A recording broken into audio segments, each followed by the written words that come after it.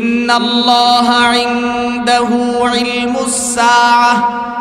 আমার ভাইজান, আল্লাহ তাআলা বলেন, নবী আমার, পৃথিবীর জমিনে কখন কোথায় কিয়ামত হবে, কিয়ামত কখন কোন দিন সংগঠিত হবে নবী, এই কথা তো আমি আপনাকে বলি নাই, কারণ আপনাকে কিয়ামতের সংবাদ দেওয়ার জন্য আমি বানাই নাই। ইয়া রাসূলুল্লাহ, আপনি কি করে মানুষকে জানাবেন? কারণ কিয়ামত কখন হবে, কোন সময় হবে, এই সংবাদ কে জানেন? আরো জোরে, আমরা কি জানি কিয়ামত কখন হবে? আল্লাহ তাআলা বলেন, নবী আমার, আপনি বলতে পারবেন না কিয়ামত কখন হবে, এটা বলার দায়িত্ব আপনার নয়। এই কথা আপনি বলতে পারবেন না, কারণ কিয়ামতের জন্য আপনি মানুষকে সতর্ক করতে পারবেন। সতর্ক করার জন্য রব্বে কারীম বলেন, ইয়া আইয়ুহাল্লাযীনা আমানুত্তাকুল্লাহ। আরেক জায়গায় রব্বে কারীম বলেন, ইয়া আইয়ুহান নাসুত্তাকু রাব্বাকুম ইন্না যালযালাতাস সাআতি শাইউন আযীম ইয়াওমা তারাউনাহা তাযহালু কুল্লু মুরদিআতিন আম্মা আরদাআত ওয়া তাদউ কুল্লু যাতি হামলিন হামলাহা ওয়া তারান নাসা সুকারা ওয়া মা হুম বিসুকারা ওয়ালাকিন্না আযাবাল্লাহি শাদীদ। আমার ভাইজান, রব্বে কারীম বলেন, নবী আমার, আপনি পৃথিবীর মানুষদেরকে জানায়া দেন কিয়ামত কখন হবে, এটা যেন মানুষ চিন্তা না করে। কারণ কিয়ামতের সময় এমন দেখা যাবে, মানুষ জমিন যখন কম্পন শুরু করে দেবে, মানুষকে পাগলের মতো দৌড়াইতে দেখা যাবে, মানুষ খালি পাগলের মতো দৌড়াবে। গর্ভবতী মায়েরা তারা তাদের সন্তান প্রসব করে ফেলবে। রব্বে কারীম বলেন, প্রত্যেকটা মানুষের চেহারার দিকে তাকাইলে মানুষটাকে পাগল মনে হবে। ওগো নবীজি, যদিও তারে পাগল মনে হয়, বস্তুত সে কিন্তু পাগল নয়। এই জন্য হারিস ইবনে হাফি প্রশ্ন করলেন, নবী আপনি বলেন কিয়ামত কখন হবে? আল্লাহ তাআলা বলেন, ইন্নাল্লাহ ইনদাহু ইলমুস সাআহ। ও নবী, আপনি বলেন কিয়ামতের খবর কে জানেন? আরো জোরে বলেন, আল্লাহর নাম একটু দিলটা খুলে বলেন, আল্লাহ। কিয়ামতের খবর কে জানেন? ইন্নাল্লাহা ইনদাহু ইলমুস সাআহ। নবী আপনি বলেন, এই কিয়ামতের খবর, কখন কিয়ামত হবে, এই সংবাদ একমাত্র কে জানেন? আল্লাহ ছাড়া আর কেউ কোনোদিন বলতে পারবে না। এই জন্যে গোটা পৃথিবীর মানুষ কোনোদিন বলতে পারে না। 2000 সনে আমরা দেখছি, খবর হয়েছিল মে মাসের 20 তারিখ কিয়ামত হবে। মানুষ প্রস্তুতি গ্রহণ করেছিল, ঢাকা শহর ছেড়ে গ্রামে আসছিল। মনে নাই আপনাদের, শুক্রবার দিন কিয়ামত হবে। বাতিল চিন্তা করে কিয়ামতের প্রতি মানুষের, মুসলমানের যেই বিশ্বাসটুকুন আছে, এটা বারবার ডেট দিয়া মানুষকে এইগুলি করে যেন বিশ্বাস দূরে সরাইতে পারে। কথা বলেন ঠিক? মুসলমান হিসাবে আমাদের বিশ্বাস কিয়ামত হবে কি হবে না? জোরে বলেন, হবে। রব্বে কারীম বলেন কিয়ামত হবে, এটা নিশ্চিত। পৃথিবীর কোনো মানুষ কিয়ামত কখন হবে এটা বলতে পারবে? কোনোদিন পারবে না। রব্বে কারীম বলেন, ইন্নাল্লাহ ইনদাহু ইলমুস সাআহ। কিয়ামতের খবর একমাত্র কে জানেন? 2 নাম্বার, হারিস ইবনে হাফি বলেন, হুজুর 1 নাম্বারের উত্তর পাইলাম, আমার বিশ্বাস হইছে। 2 নাম্বার হলো ওয়ায়ুনাজ্জিলুল গায়স। আজকে আমি যা খাইছি আমি জানি আগামী কাল আমার কি রিজিক হবে, এটা আপনি আমারে বলেন। নবীজি বলেন, তোমারে আমি কি করে বলবো, আমি নিজেও তো জানি না আগামীকাল আমি কি খাবো। আপনি বলতে পারবেন আগামীকাল কি খাবেন? বলা সম্ভব? কোনোদিন সম্ভব না, কারণ রিজিকের খবর কে জানেন? আরো জোরে। 3 নাম্বারে সে প্রশ্ন করছে, ওয়ায়ালামু মা ফিল আরহাম। নবী আমার, আপনি বলে দেন মায়ের রেহেমের ভিতরে বাচ্চাটা কি, আপনি আমাকে বলেন। আমার স্ত্রী অন্তঃসত্ত্বা। আল্লাহ তাআলা বলে দিলেন, নবী, মায়ের রেহেমের ভিতরে কি আছে পরিপূর্ণ হওয়ার আগে পৃথিবীর কোনো মানুষ বলতে পারে না। এই খবর কে জানেন? 4 নম্বরে প্রশ্ন করলো, ওয়ায়ুনাজ্জিলুল গাইস, নবী আপনি বলেন বৃষ্টি কখন হবে? আল্লাহ তাআলা বলে দিলেন, ইয়া রাসূলুল্লাহ, বৃষ্টি কখন হবে, কোন সময় হবে, এটা পৃথিবীর কোনো মানুষ বলতে পারবে? বৃষ্টি কে দেন? আল্লাহ কখন দিবেন এটা কে জানেন? আল্লাহ জানেন। 5 নম্বরে বলেন, ওয়ামা তাদরি নাফসুম মাযা তাকসিবু গাদা ওয়ামা তাদরি নাফসুম বিআইয়ি আরদিন তামুত। আমি আমার বাড়িতে জন্মগ্রহণ করছি গাটুরাতে, এটা আমি জানি, কিন্তু আমার মরণ কোথায় হবে এটা কি আমি জানি? কে জানেন? মরণের খবর পৃথিবীর কোনো মানুষ জানে না। যদি জানতো ঢাকায় যায় রাস্তায় অ্যাক্সিডেন্ট করে মরতো না, কিয়ামত হয়ে গেলেও সে বাড়ির থেকে বের হইতো না।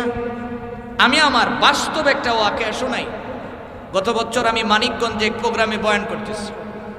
আমার পাশে সভাপতি মহোদয় এইভাবে বসায়, যে আল্লামা বেলাল সাহেব বসে আছেন, এইভাবে বসে আস্তে করে আমার কানের মধ্যে বলতেছে, হুজুর আমার একটু সুযোগ দেন, আমি একটু বাহির থেকে আসি। উনি বের হয়ে গেলেন। 5 থেকে 7 মিনিট পরে আমার কাছে খবর আসলো, হুজুর সভাপতি যে ওইটা ঘরে গেছে, ওখানে যে শুইছে আর সাথে সাথে ইন্তেকাল হয়ে গেছে। আপনি বলেন যে এর চেয়ে বড় নসিহত আমার আর কি দরকার হতে পারে? আমার পাশে বসে আমি দেখছি, কিন্তু ওই মাহফিলেই তার জানাজা পড়ে আমি ওখান থেকে বিদায় হয়েছি।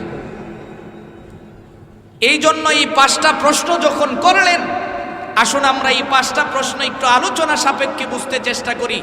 মাত্র কোরআন হাদিস থেকে 2টা ওয়াকিয়া বর্ণনা করব। আপনাদের 100% আমি শিওর যে বিশ্বাস হয়ে যাবে এই 5টা জিনিসের খবর পৃথিবীর কেউ জানে না। এই বিশ্বাসটা আপনার হলে আপনি কাছারি ফুসকুনির পার ওই যে একবার টিয়া ফাঁকি লয়ে বয়ে থাকে, তার কাছে আপনি জীবনও যাইতেন না। দোকানে যাইয়া 20 টাকা দিয়ে যে সিডি উঠায় আপনি ভবিষ্যৎ হিসাব করেন।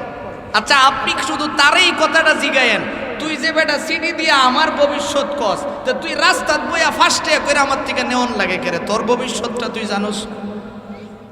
দেখবেন সে জবাব দিতে পারবে না। এগুলি দুঃখাবাজি, বাটপারি। আজকে আমাদের বিশ্বাসের অনেক কমতি আছে, এই জন্য বিশ্বাসটাকে পাকাপুক্ত করতে হবে। মোহতারাম ভাই, যেই কথা বলতেছিলাম আমরা পিছন থেকে শুরু করি, যে কিয়ামত কখন হবে। 1 নম্বরে তো বলেছিল যে কিয়ামত কখন হবে, আর 5 নম্বরে যে বলেছিল হারিস ইবনে হাফির প্রশ্নের জবাবে রব্বে কারিম বলছেন যে কার কখন কোথায় মরণ হবে এটা পৃথিবীর কোনো মানুষ বলতে পারবে না। যেমন হযরতে ঈসা আলাইহিস সালাম এই পৃথিবীর জমিনে আগমন করেছিলেন। ঈসা আলাইহিস সালামের বাবার নাম কি বলতে পারবেন? বাবা ছিল? কথা বলেন। মায়ের নাম কি ছিল? মারিয়াম। قال إني عبد الله آتاني الكتاب وجعلني نبيا وجعلني مباركا أينما كنت وأوصاني بالصلاة والزكاة ما دمت حيا। নবী ঈসা ডেকে বলেন, ক্বালা ইন্নী আব্দুল্লাহ, আমি হলাম আল্লাহর গোলাম। কার গোলাম? আমরা কার গোলাম? নবী ঈসা বলেন, 1 নম্বরে আমি আল্লাহর বান্দা, 2 নম্বরে আতানিয়াল কিতাব, অতঃপর আমার কাছে আল্লাহ কিতাব দিবেন, ওয়াজআলানি নাবিয়্যা, তারপরে আমি নবী।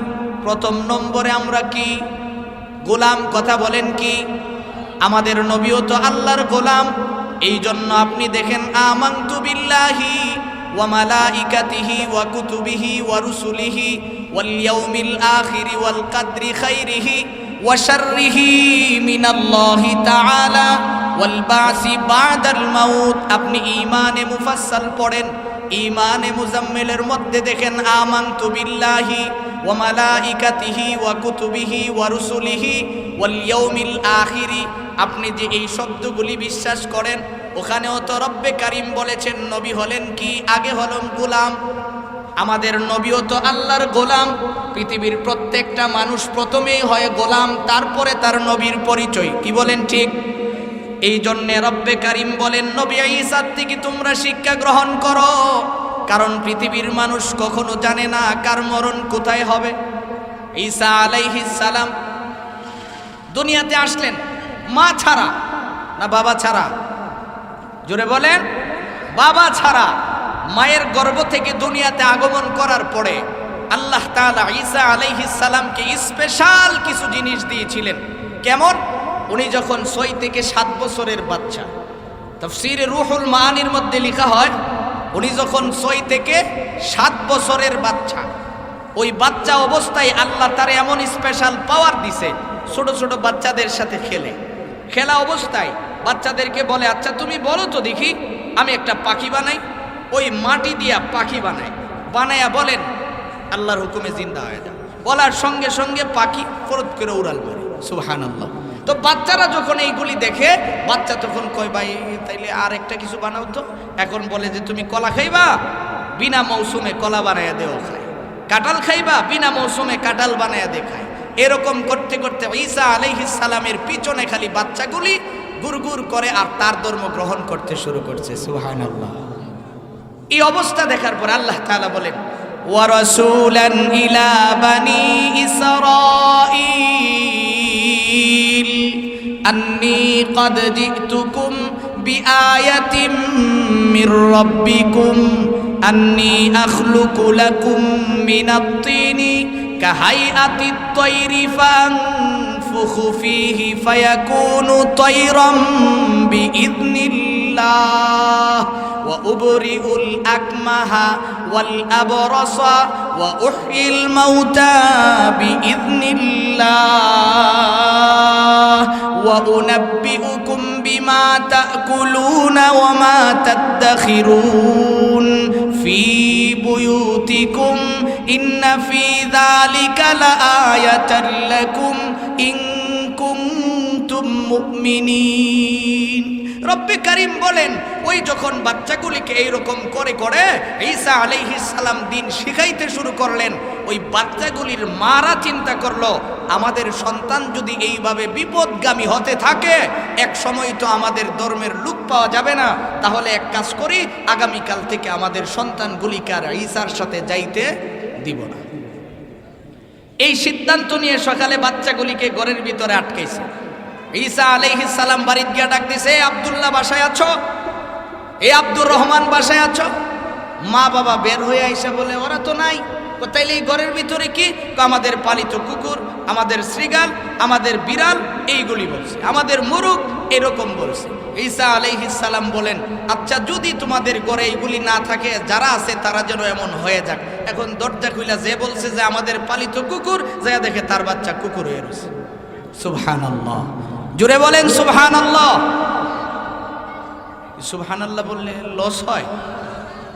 সুবহানাল্লাহর ছোট্ট একটা ফজিলত শোনাই, কারণ লম্বা সময় হক্কানি উলামায়ে কেরামের কথা শুনবেন তো। কারণ সুবহানাল্লাহ পড়লে যে কত লাভ, আমার বিশ্বাস যদি আপনাদের পরিপূর্ণ বিশ্বাস হইতো, তাহলে প্রত্যেকটা দোকানদার এই বাজারের দোকানে একজন করে হুজুর বসায় রাখতো যে হুজুর সারাদিন আপনি খালি সুবহানাল্লাহ পড়বেন, আপনার আর কোনো কাজ নেই। হযরত দাউদ আলাইহিস সালাম আল্লাহকে জিজ্ঞেস করে, আল্লাহ আমার মন চায় তুমি নাকি মিজান নামক পালা বানাইছো, যেখানে বন্দার নেকি বদি ওজন দিবা, আমার একটু এই পালাটা দেখতে মনে চায়। সুবহানাল্লাহ। আল্লাহ জিগাই, তোমার আর কিছু দেখতে মনে চায় না? আল্লাহ এটা আমার মন চাইছে, তোমার মন চাইলে দেখাই। আল্লাহ তাআলা বলেন, ঠিক আছে তুমি চোখ বন্ধ করো। দাউদ আলাইহিস সালাম চোখ বন্ধ করছে আর চিৎকার মাইরা বেহুশ হয়ে গেছে। সুবহানাল্লাহ। হুশ আসার পরে আল্লাহ তাআলা জিগাই, দাউদ কি দেখছো? দেখলাম গোটা পৃথিবীর চেয়ে বড় একটা পাত্র দেখা যায়, এই পাত্রের উপরে একটা সরিষার দানা পড়ে আছে। আল্লাহ আমার জানতে মনে চায় এটা কি? আল্লাহ তাআলা বলেন, গোটা পৃথিবীর সমান যেই পাত্রটা দেখছো এটাই হলো মিজানের পালা। তাইলে একটা সরিষার দানা যে দেখলাম, এটা হলো গোটা পৃথিবীর মধ্যে যত মখলুকের আমল নামা আছে সবগুলি আমি উঠাইছি, উঠানোর পরে এটা একটা সরিষার দানার মতো এক কর্নারে পড়ে রয়েছে। সুবহানাল্লাহ। দাউদ আলাইহিস সালাম কয়, আল্লাহ আমি তো তোমারে খুব বুদ্ধিমান মনে করতাম, তো তুমি একটা সরিষার দানার মতো জিনিসের লিগে এত বড় পালা বানাইছো কেন? এটা তো স্বর্ণকারের এরকম ছোটো পালা হইলেও চলতো। আল্লাহ তাআলা জিগায়, দাউদ তুমি আল্লাহ না, আমি আল্লাহ। আল্লাহ তুমিই তো। তাইলে তুমি যে আমার এইভাবে জিগাইলে, তুমি তো জানতে চাইতে পারো আমার কাছে যে আমি কেন এত বড় করে বানাইছি। আল্লাহ তাআলা বলেন, দাউদ তুমি সাক্ষী থাকো, তুমি যেহেতু জানতেই চাইছো, এত বড় পালাটা আমি এই জন্য বানাইছি, আখিরি একজন নবী হবে যার নাম মুহাম্মদুর রাসূলুল্লাহ সাল্লাল্লাহু আলাইহি ওয়াসাল্লাম। আর সেই নবীর উম্মতেরা যখন একবার সুবহানাল্লাহ পড়বে না, আমি এই পালাটা পরিপূর্ণ করে তারে এক পালা সব দিয়ে দেব। অথচ এত দামি। এই জন্য আমার ভাই সময় কম, স্বল্পতার কারণে আমি আপনাদেরকে সুবহানাল্লাহর ফজিলত শুনাইতেও যাব না, ছোট্ট করে একটু শুনাইলাম। মূল কথায় আসুন। ঈসা আলাইহিস সালাম যখন এরকম করতে লাগলেন, লোকেরা সিদ্ধান্ত নিছে ঈসা ইবনে মারিয়াম মা এবং সন্তানকে এলাকার থেকে বিতাড়িত করে দেব, এলাকাতে রাখবো না। লোকজন তাদেরকে এলাকার থেকে বিতাড়িত করে দিলেন। মা এবং সন্তান চলে গেলেন পাহাড়ের উপরে, মরুভূমি ছাইরা জঙ্গলের ভিতরে। ওই জঙ্গলের ভিতরে যাওয়ার পরে এখন ঈসা আলাইহিস সালাম সারাদিন বাসায় থাকে, আর মা জঙ্গল থেকে ফলমূল সংগ্রহ করে আইনা তারে খাওয়ায়। আমরা এনে এখন ভাত তরকারি পাকায়া খাই। একটা সময় তো এমন ছিল, আমরা চট্টগ্রাম, সেই পার্বত্য চট্টগ্রাম গেলে দেখি পাহাড়ি এমন মানুষ আছে যাদের জীবিকার মধ্যে ফলমূল সবচেয়ে বেশি, তারা ফলমূলকেই বেশি প্রাধান্য দিয়ে থাকে। এরকম ঘুরে ঘুরে ফলমূল সংগ্রহ করে করে মা নিয়ে আসে। এইরকম করতে করতে ঈসা আলাইহিস সালামের বয়স যখন প্রাপ্তবয়স্ক হয়ে গেল, কত বয়স হয়েছে? প্রাপ্তবয়স্ক যুবক, টকবগে যুবক। একদিন মাকে বলতেছে, মা আমি চাই এখন থেকে আমি আপনাকে ফলমূল সংগ্রহ করে আইনা খাওয়াবো। আপনি তো আমার জন্য বহু ফলমূল সংগ্রহ করছেন, বহু কষ্ট করছেন। আজকে আমি সিদ্ধান্ত নিছি যে আজকে আমি আপনার জন্য রিজিক অন্বেষণ করে আইনা আপনাকে খাওয়াবো। আপনি একটু বাসায় থাকেন, আপনার বয়স হয়েছে, আর কষ্ট করে আমার জন্য খাবার সংগ্রহ করতে হবে না। আমরা আমাদের মা বাবাকে বলি না, বয়োবৃদ্ধ হইলে যে এখন আর আপনার কষ্ট করা লাগবে না, আমরা কষ্ট করে আইনা আপনারে খাওয়াবো, আপনি থাকেন। চলে গেলেন পাহাড় থেকে খাবার সংগ্রহ করার জন্যে। খুঁজতে খুঁজতে খাবার সংগ্রহ করলেন ঈসা আলাইহিস সালাম খাবারের তালাশে। এই সময় হযরতে মারিয়ামের ঘরের সামনে একজন লোক আইসা হাজির। জিগাই, তুমি কে? আমার ঘরের সামনে তো জিন্দিগিতে কোনো পুরুষ মানুষ আসে নাই, তুমি কে? সঙ্গে সঙ্গে সে জবাব দিচ্ছে, আনা আজরাইল। কি নাম? আপনি বাজার থেকে বাড়িতে যাওয়ার সময় যদি কেউ খালি ডাক দিয়া কয় এদিকে তাকাও, তাকাইলেন, যদি কো আমি আজরাইল, হুশ থাকবো? রাস্তার তো থাকতেন না, ড্রেনে উল্লি দিয়ে ভরে দেবেন। মারিয়াম আলাইহিস সালাম বলেন, তুমি কে? কয় না আজরাইল। আজরাইল, তুমি আমার কাছে কেন আসছো? আমার ছেলে ঈসা বাড়িতে নাই, আমার একটু সময় দাও, আমার ছেলে আসুক, আমি শেষ কথাটা তার সাথে বলি। এই কথা বলার সঙ্গে সঙ্গে আজরাইল বলেন, আমার হাতে তো আপনাকে দেওয়ার মতো একটু সময়ও নাই। সুবহানাল্লাহ। আপনি লম্বা হয়ে শুয়ে যান, আমি আপনার রূহ বের করে নিয়ে যাব। আল্লাহ তাআলা কোরআনে বলেন, قل يتوفاكم ملك الموت الذي وكل بكم ثم إلى ربكم ترجعون ولو ترى إذ المجرمون ناكسوا رؤوسهم عند ربهم ربنا أبصرنا وسمعنا فارجعنا نعمل صالحا إنا موقنون। আমার ভাইজান, আল্লাহ তাআলা বলেন, ওগো নবী, পৃথিবীর মানুষদেরকে বলেন, আমি একজন ফেরেশতা নিয়োজিত করেছি মৌতের কাজে, যার নাম হলো মালাকুল মৌত, আজরাইল। কি নাম? আজরাইলকে আমি নিয়োজিত করেছি। যখন তার মরণের সময় হয়ে যাবে, আজরাইল সঙ্গে সঙ্গে তার ঘরের সামনে হাজির হয়ে যাবে। আজকের এই দিনটা হলো, আজকের দিন হলো 27 তারিখ রজবের। এই রজবের ২৬ তারিখ দিনগত রাত্রেই তো প্রসিদ্ধ মতামত অনুযায়ী বিশ্বনবী মেরাজে গিয়েছিলেন। কথা বলেন ঠিক? নবীজি সপ্তম আসমানে যাওয়ার পরে, ওখানে যাওয়ার পরে একটা গাছ দেখলেন। ওই গাছের নিচে আজরাইল দাঁড়ানো। বিশ্বনবী তারে সালাম দিলেন, কিন্তু আজরাইল সালামের জবাবটা সুন্দর করে দেয় নাই, একটু বাঁকা হয়ে জবাব দিলেন। তাফসীরের কিতাবের মধ্যে লেখা হয়, ক্ষমতা যাদের থাকে তাদের সালামের উত্তরের ঢং কিন্তু ভিন্ন। 5টা ছেলে যদি লাইটল হয় তাই সালামের জবাব দিব এক রকমের, আর যেই লোকের কোনো ছেলে নাই ওই লোকের সালামের জবাব কিন্তু আরেক রকম। আজরাইল তো ক্ষমতাবান, কারণ আমি মানুষ মারি, আমার পাওয়ার ভিন্ন। নবীজি জিজ্ঞেস করে, জিবরাইল বুঝলাম না, সবাই সুন্দর করে সালামের জবাব দিল, ইলা এরকম গার বেকা করে তাকায় রইল কেন? জিবরাইল বলেন, ইয়া রাসূলুল্লাহ, চিনলেন না ইনি হলেন আজরাইল। নবীজি বলেন, যেহেতু সে আজরাইল, তার সাথে আমার একটু সম্পর্ক করা দরকার।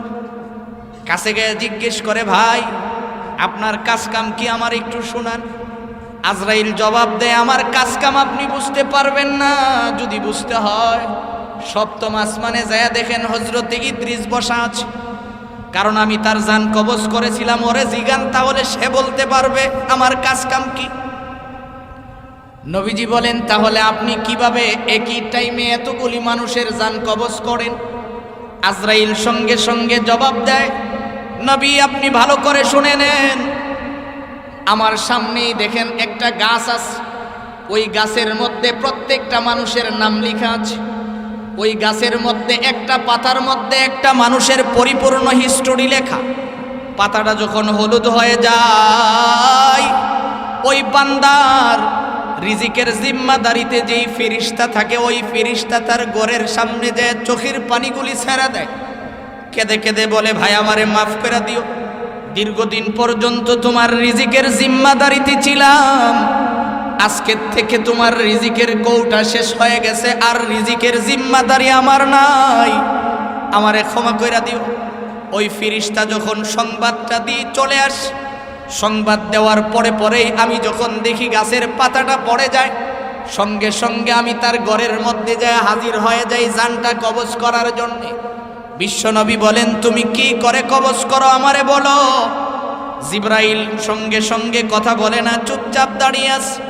আজরাইল বলেন, নবী আমি জানটা কবজ করার সময় যদি আপনার উম্মতেরা নেককার বান্দা হয়, তখন 2জন ফেরেশতা তার সামনে যায় দাঁড়ায়, দাঁড়ায়া কোরআন তিলাওয়াত করে।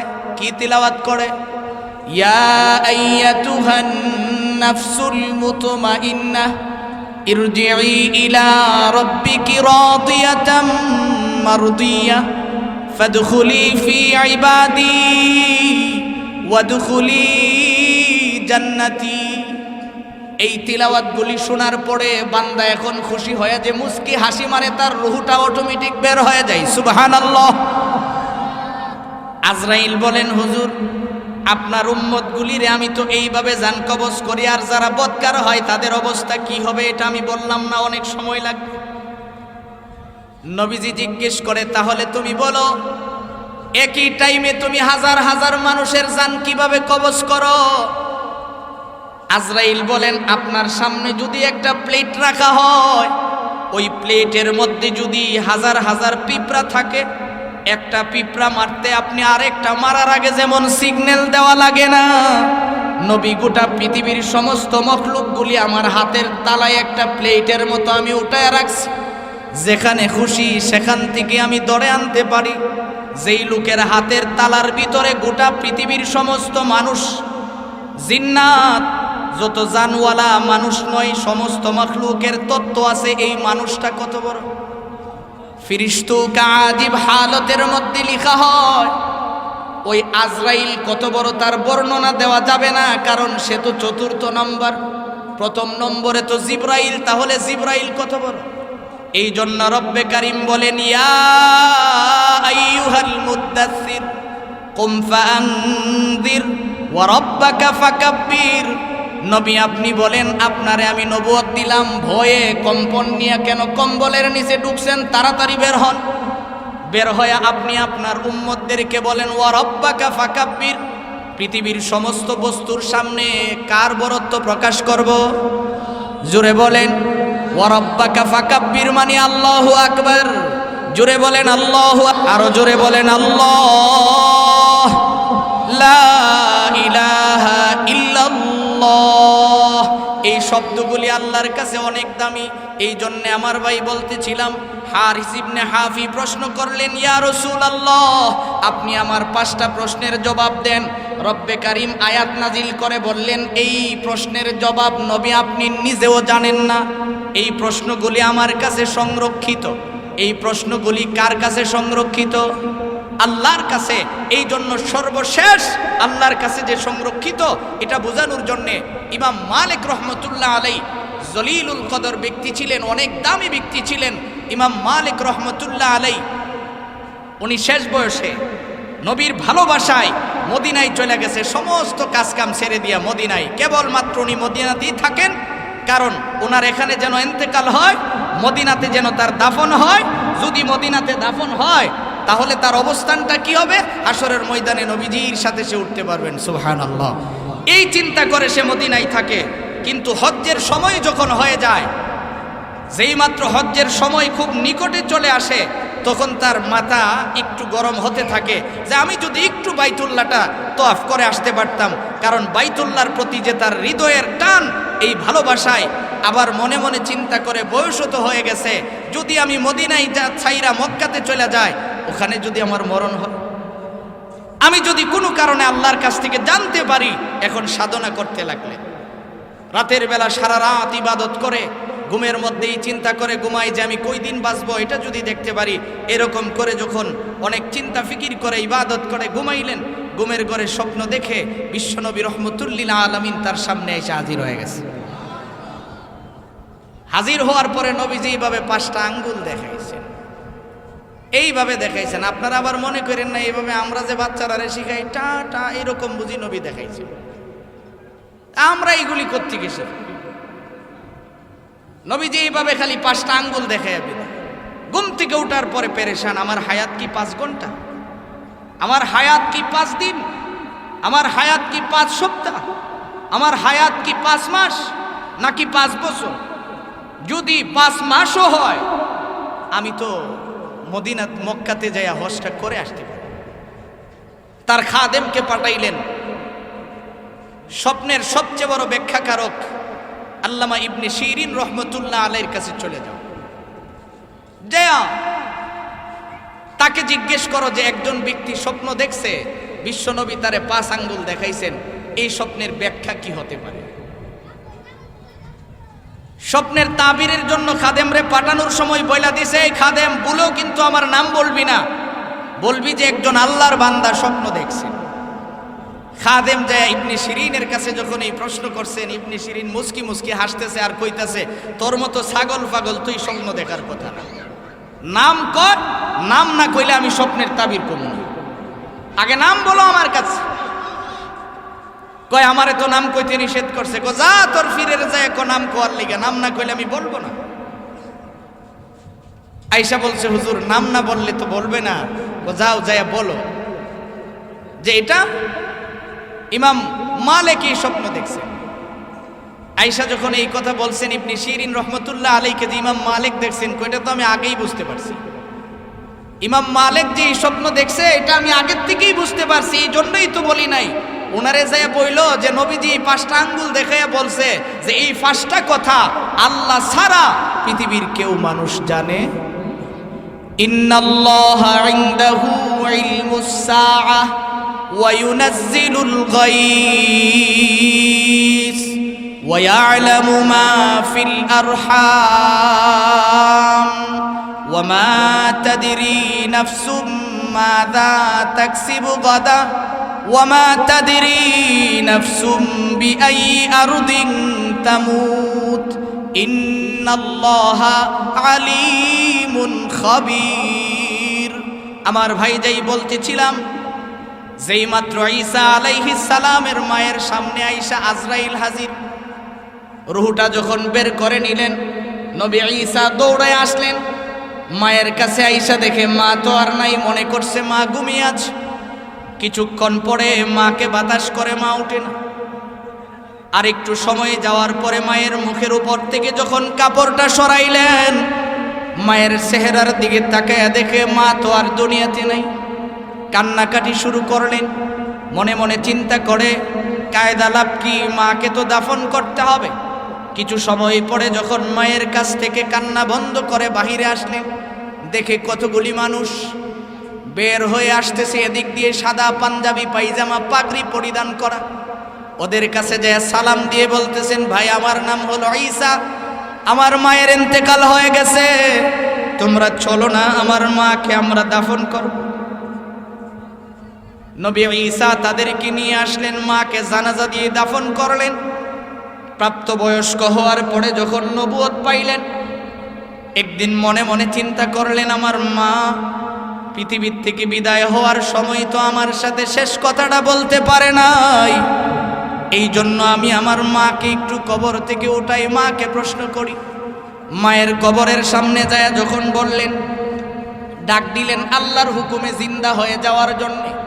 মা কবর থেকে উঠলেন, জিজ্ঞেস করে, মা তুমি আমারে বলো না তোমার জীবনের সবচেয়ে বড় কষ্টের জিনিস কোনটা, আমারে বলো। এমত অবস্থায় মা জবাব দিলেন, এ আমার সন্তান ঈসা শোনো, আমার জীবনের সবচেয়ে বড় কঠিন সময় হলো আজরাইল যখন আমার সামনে হাজির হয়েছিল। আজরাইল আমার সামনে যখন হাজির হয়ে যায়, আমার পুরাটা শরীরের মধ্যে একটা কম্পন শুরু হয়ে গেছে। ওই যে আমার ভিতরে একটা ভয় ঢুকছে, অদ্যবধি আমি ভয়টা বলতে পারি নাই। এই জন্যে রব্বে কারিম বলেন, নবী আপনার উম্মতদেরকে আপনি জানায়া দেন, তাদের জন্যে মাধ্যম হলো এই 5টা জিনিস জানার জন্য তারা যেন চেষ্টা না করে। 1 নম্বরে তারা যদি জানতে চাই, ইন্নাল্লাহা ইনদাহু ইলমুস সাআহ, কিয়ামত কখন হবে এই কথা যেন জানতে তারা চেষ্টা না করে, কারণ এটা কার কাছে সংরক্ষিত? জোরে বলেন, কিয়ামত কখন হবে, কোন অবস্থায় হবে, এটা কে দিবেন? সময়ও দিবেন আল্লাহ। শুধু আমাদের নবীকে বলছেন সতর্ক করার জন্য যে কিয়ামত আসার আগেই তুমি ভালো হয়ে যাও। কারণ নবীজি এক হাদিসের মধ্যে বলেন, বান্দার কিয়ামত তখন শুরু হয়ে যায় যখন যার মরণ হয়, তখনই তার কিয়ামত শুরু। এই জন্য মরণের আগে আপনাকে ভালো হতে হবে। কখন মরবেন জানার কোনো সুযোগ আছে? 2 নম্বরে হারিস ইবনে হাফি প্রশ্ন করেছিলেন, ওয়ায়ুনাজ্জিলুল গাইস, নবী আমি আজকে কি খাইছি জানি, আগামীকাল কি খাবো এটা কে জানেন? জোরে বলেন। কোনো ফিসাব কয়া দিতে পারবো আমার ব্যবসাত লাভ হইব না লস হইব? এই ধরনের আকীদা রাখা যাবে? কারণ সমস্ত রিজিকের ফয়সালা কে করেন? ওয়ামা মিন দাব্বাতিন ফিল আরদি ইল্লা আলাল্লাহি রিজকুহা, রিজিকের জিম্মাদার কে? রিজিক বন্টন কে করেন? তাহলে এই রকম বক্কর চক্কর করে কোনো লাভ আছে? রিজিকের জিম্মাদারি যদি আল্লাহর হয়, সকালবেলা দোকান খুললেন ব্যবসায়ী ভাইয়েরা, দোকান খোলার পরে যদি ভিক্ষুক আসে কই তোরে দিমুকে, আমি নিজেই তো সাইড করি নাই। এখন ভিক্ষুক যদি কয় আমিও আপনার দোকানে আসলাম সাইড করতাম, আপনি তো দিলেন না, আমিও করতে পারলাম না, দোয়া করে দিলাম আজকে সারাদিন যেন তোর সাইড না হয়, তাহলে কেমন হইল? ও যদি আপনার কাছে প্রথম আইসা থাকে, এই জন্য আপনি ব্যবসা করেন আর না করেন, ভিক্ষুক আসলে খালি হাতে ফেরত দেওয়ান যাইব। রিজিকের জিম্মাদারকে। 3 নাম্বার, ওয়ায়ালামু মা ফিল আরহাম, মায়ের রেহেমের ভিতরে সন্তান ছেলে নামে, এটা কে জানেন? আরে মেয়ে আপনি তো 6 মাস পরে জানেন, 6 মাসের আগেরটা কে জানেন? ওমা তাদরি নাফসুম মাযা তাকসিবু গাদা। ও নবী আপনি আমারে বলেন, হারিস ইবনে হাফি বলতেছেন, নবী আপনি আমাকে বলেন আজকে আমি কি খেয়ে আসছি জানি, আগামীকাল কি খাবো এটা বলে দেন। কেউ বলতে পারবে আগামীকাল কি খাবো? কোথায় আমার রিজিক বলা সম্ভব? এইগুলি কে বলতে পারেন? 5 নম্বরে বলেন, বৃষ্টি কখন হবে না আমি জানি, আমার জন্ম হয়েছে এখানে গাটুরাতে, আমার জন্ম আমি জানি, কিন্তু মর্ম কোথায় এটা আপনি বলে দেন। আল্লাহ তাআলা আয়াত নাজিল করে জানাইলেন আমার মওত কোথায় হবে কে জানেন? এই 5টা জিনিস বিশ্বাস করার নাম হলো ঈমান। এই জন্যে আমার ভাই, রব্বে কারীম যেন আমাদের শহীদ আকীদাটাকে সহি করার তৌফিক দান করুন, আমিন। আর এই 5টা জিনিস আল্লাহ সংরক্ষিত রাখকে আমাদেরকে বুঝাইলেন, যত সালাকেই করো এইগুলি জানতে পারবা না হবে। কারণ আমরা অনেক সময় মনে করি যে যদি কোনো মেয়ে, আমাদের সমাজে কিন্তু একটা কুপ্রথা আছে, যদি খালি বারবার মেয়ে সন্তান হয়, এই কথাটা বোঝানোর জন্য মূলত এই আয়াতটা আমার তিলাওয়াত করা। সময় স্বল্পতার কারণে আমি ওই দিকে যাইতে পারি নাই। এখন বাকিটুকুন যেহেতু সময় হয়েছে বলি, আপনি বলেন যে মেয়ে সন্তান কে দেন, ছেলে সন্তান কে দেন? তাইলে ছেলে এবং মেয়ে কে দেন? তো যেই লোকের শুধু মেয়ে হয় তানরে আপনি দোষেন কেন? আল্লাহ তাআলা তো বলছেন ওয়ায়ালামু মা ফিল আরহাম, কারণ মায়ের রেহেমের ভিতরে সন্তানটা কি হবে এটা কে জানেন? ছোট্ট একটা ওয়াকিয়া বললে খুব সহজে বুঝবেন। পৃথিবীর জমিনে আল্লাহ তাআলা পাঠাবেন মূসা আলাইহিস সালামকে। কাকে পাঠাবেন? ফেরাউন সিদ্ধান্ত নিছে মূসাকে আসতে দিবে না, আল্লাহ সিদ্ধান্ত নিছে নবী মূসাকে পাঠাবেন। আল্লাহ তাআলা পাঠানোর আগে মূসা আলাইহিস সালাম যখন মায়ের গর্ভে, মা খুব চিন্তিত যে বাদশা তো খুব খারাপ, যদি আমার ছেলে হয় তাইলে তো তাই মাইরা ফেলাইব। খুব আতঙ্কিত, যদি আমার ছেলে হয়। রাতে ঘুমাইছে, ঘুমের মধ্যে স্বপ্ন দেখে কে যেন বলতেছে 100% তোমার ছেলেই হবে। সুবহানাল্লাহ। এখন কি মনে করেন মায়ের আর হুঁশ আছে? খুব পেরেশান, আমার ছেলে হবে, আর এটা তো ফেরাউন কত খারাপ মানুষ, সে মাইরা ফেলাইব। এরকম খুব পেরেশানির মধ্যে চিন্তিত, পেরেশান যে আমি করবোটা কি, ছেলে নিয়ে যাব কোথায়। এইরকম করতে করতে ছেলে যখন জন্ম নিলেন, দুনিয়াতে আসলেন, লম্বা ওয়াকিয়া, মা পানিতে ভাসায়া দিলেন। ওখান থেকে আমি মূল কথাটা বুঝাইতে চেষ্টা করব। পানিতে যখন ভাসায়া দিলেন বাক্সবন্দি করে, তার আগে অনেক কথা আছে, এইগুলি বলতে গেলে অনেক সময় লাগবে। পানিতে যখন ভাসায়া দিলেন, ভাসানোর সঙ্গে সঙ্গেই মা তো খুব পেরেশান। আল্লাহ তাআলা তাকে শোনায়া দিলেন, মূসার মা তুমি শোনো, কারণ হলো তোমার সন্তান দ্বিতীয়বার যে খানাটা খাবে, ওই খাওয়ার আগেই আমি তোমার সন্তানকে তোমার কুলে পৌঁছে দেব। এই ব্যবস্থাগুলি কে করেন? বাসায়া দিলেন, আসিয়ার গাড়ের মধ্যে গেলেন। আসিয়ার গাড়ে ওঠার পরে ফেরাউন দেখল মূসা, চিনে না তো মূসা, বাচ্চা দেখছে। দেখার পরে আসিয়া বলছে এই বাচ্চাটা দেখা আমার খুব মায়া লাগছে, আমি তারে লালন পালন করব।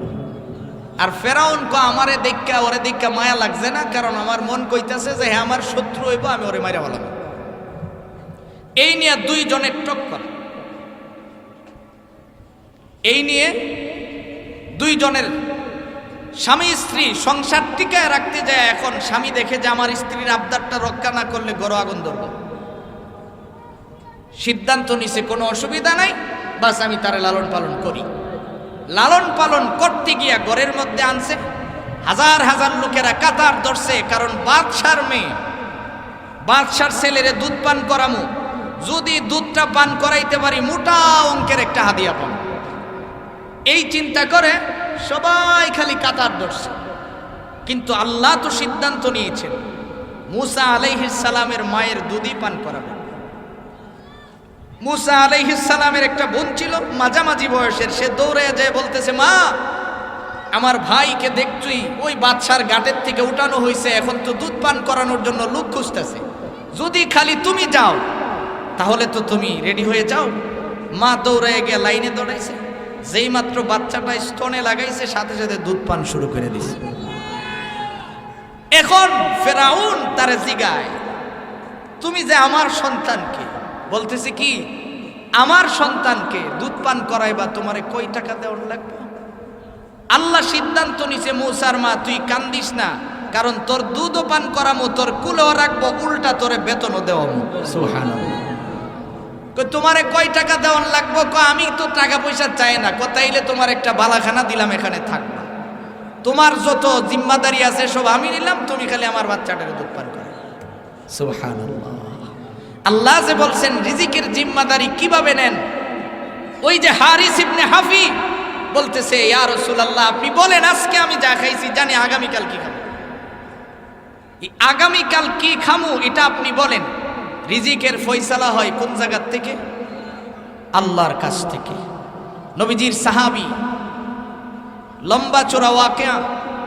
আবু মুসা আশআরী রাদিয়াল্লাহু তাআলা সাহাবায়ে কেরামের একটা জামাত নিয়ে আসতেছেন নবীজির সাক্ষাতে, পথিমধ্যে তাদের খাবার শেষ। কিছু নবমুসলিম আছে ওই জামাতের ভিতরে, অনেক। খাবার যখন শেষ, ওরা চিন্তা করতেছে খাবার শেষ হয়ে গেলে এই পরিস্থিতির ভিতরে এরা যদি ইসলাম ধর্ম ত্যাগ করে ফেলে। একজনকে পাঠাইছে নবীর দরবারে, যাও যায় বলো যে নবীজি আমাদের হালত এইরকম, আপনার কাছে যদি কোনো খাবার থাকে আমাদের জন্য একটু পাঠান, পাঠাইলে আমাদের উপকার হবে।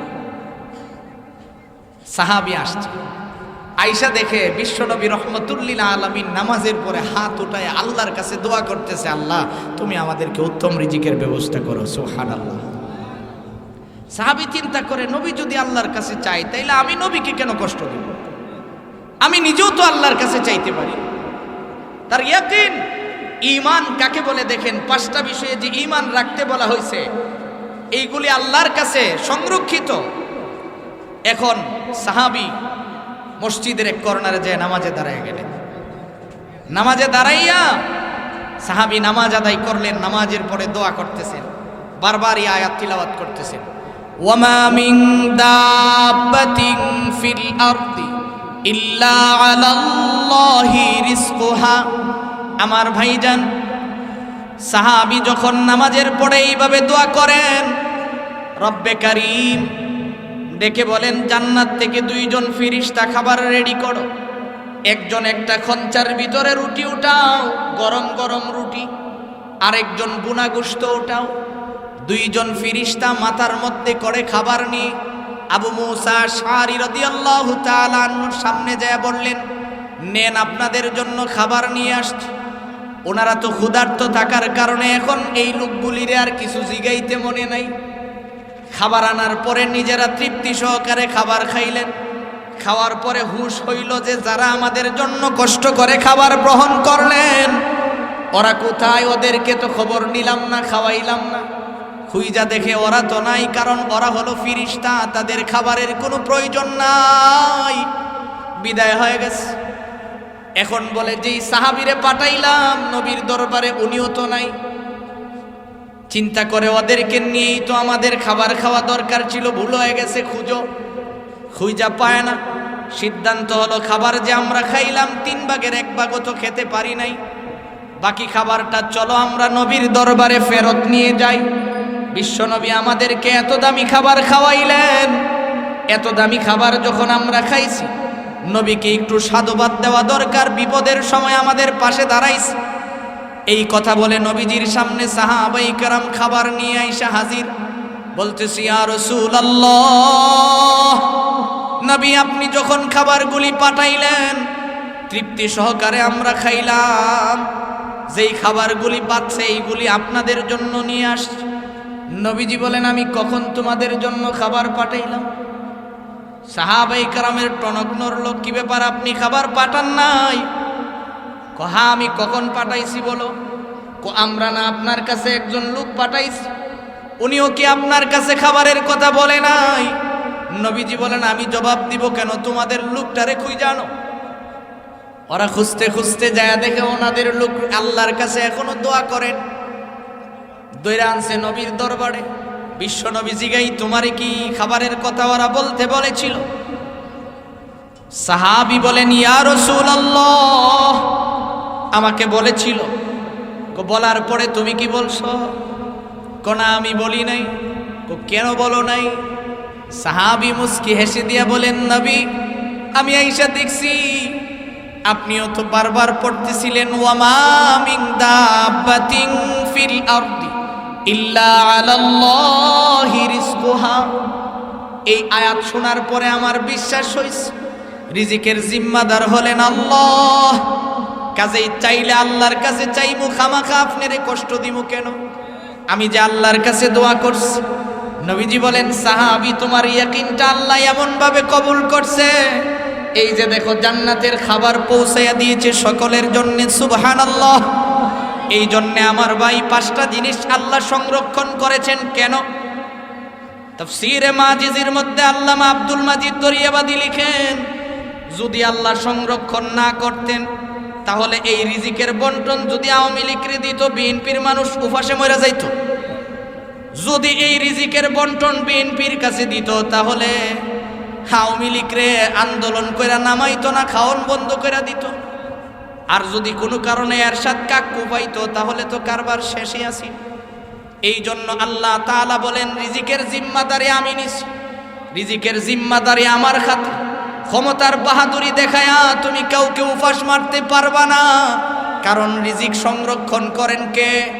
এই জন্য আল্লাহ তাআলা বলেন, রিজিকটা আমি আমার কাছে ধরে রাখছি। যদি তোরার কাছে দিতাম, তাইলে তো বাতাস বন্ধ করে দিতি, বাতাস নিতে দিতি না, অক্সিজেন বন্ধ করে দিতি, মানুষ মাইরা দুনিয়া সারখার করে বালাইত। এই জন্য আল্লাহ তাআলা বলেন, নবী কিছু কিছু জিনিস আমি সংরক্ষণ করছি। কে কোথায় মরবে এটা যদি জানতো, তাহলে মরণের দিন সে বাড়ির থেকে বের হইতো না। মরণের ডেট জানতে পারলে মরণের 40 দিন আগের থেকে গাড়টি লয়ে সোজা মসজিদে হুজুরের ফিট চাটতো না। আল্লাহ তাআলা বলেন, তাহলে দুনিয়ার নিজাম ঠিক থাকতো না। নিজাম ঠিক রাখার জন্যে এখন তো মরণের বয়ে 5 ওয়াক্ত মসজিদে যায়, না জানি কখন মরণ হয়ে যায়। কারণ করোনা তো আমারে দেখাইছে, মুসল্লি কমে নাই বরঞ্চ বাড়ছে। এই জন্য আল্লাহ বলেন, তোমরারে আমি 24 ঘন্টা প্রস্তুত রাখার জন্যে, কখন মরণ হবে জানাই নাই।